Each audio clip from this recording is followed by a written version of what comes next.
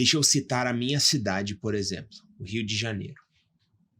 Existe um bairro no Rio de Janeiro que é muito característico para mim, demonstrando isso, que é São Conrado.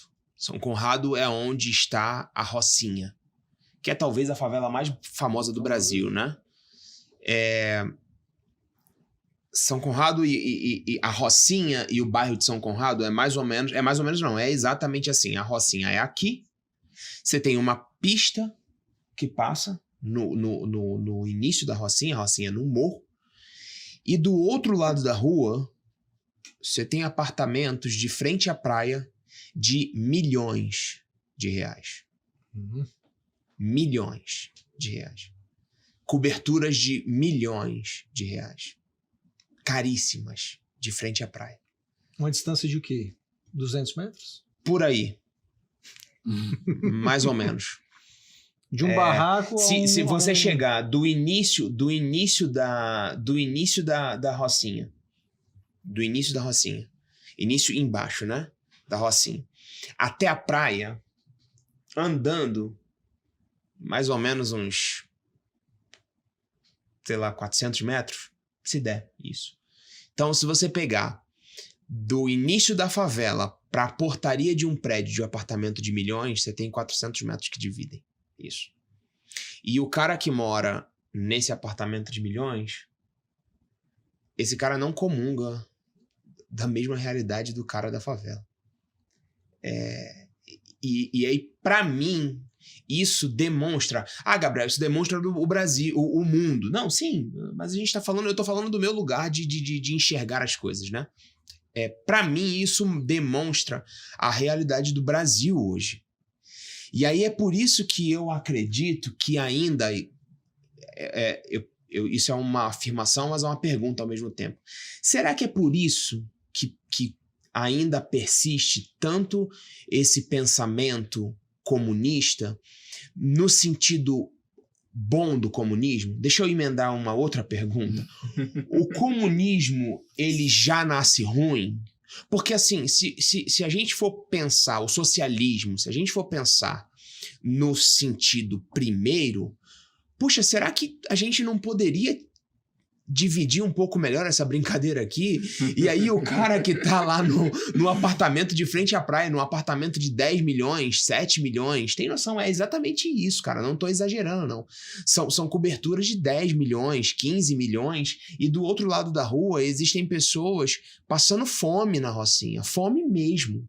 Não fala isso que o Marcos aí fica feliz. Ele tá aí pensando lá no amigo Guilherme Boulos, vamos invadir. Vamos invadir qual apartamento? Meu Deus. Me passa certinho o endereço desse prédio aí.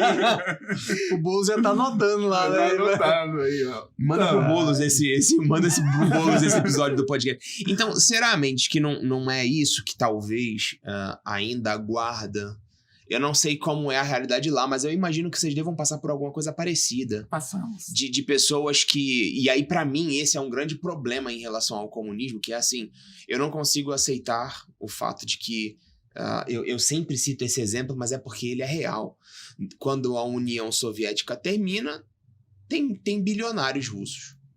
E tem gente morrendo de fome. Então, como é que a gente conseguiria... Será que alguma vez ele foi bom? Olha, eu acredito que ao identificar um problema, eles sempre são muito bons.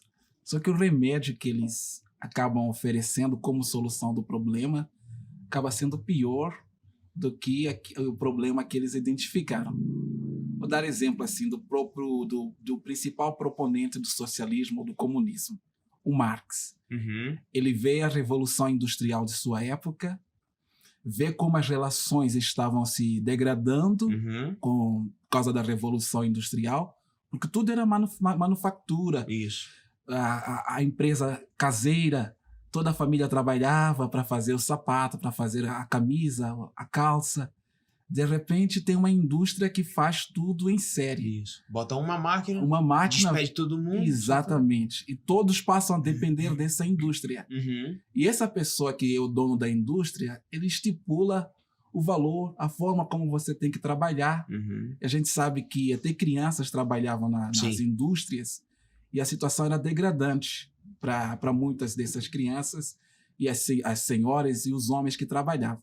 Então ele identificou corretamente o problema, só que a solução que ele oferece é uma solução que acaba sendo pior que o problema.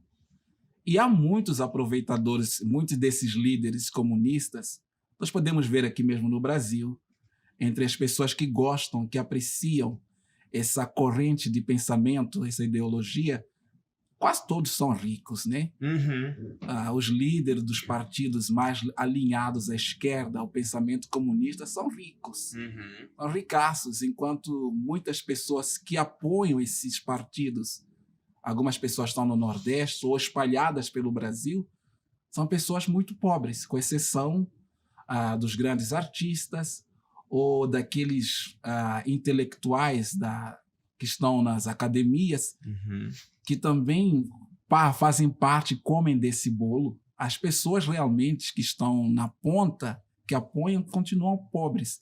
Em Moçambique tem um caso engraçado, trágico, trágico em relação a isso. Engraçado se não fosse trágico, né? Imagina, trágico mesmo, porque a pessoa que disparou, segundo os nossos livros de história, o primeiro tiro para começar a luta pela independência, falou recentemente que eles tinham direitos de serem ricos, porque eles haviam entregado a sua juventude para salvar a pátria.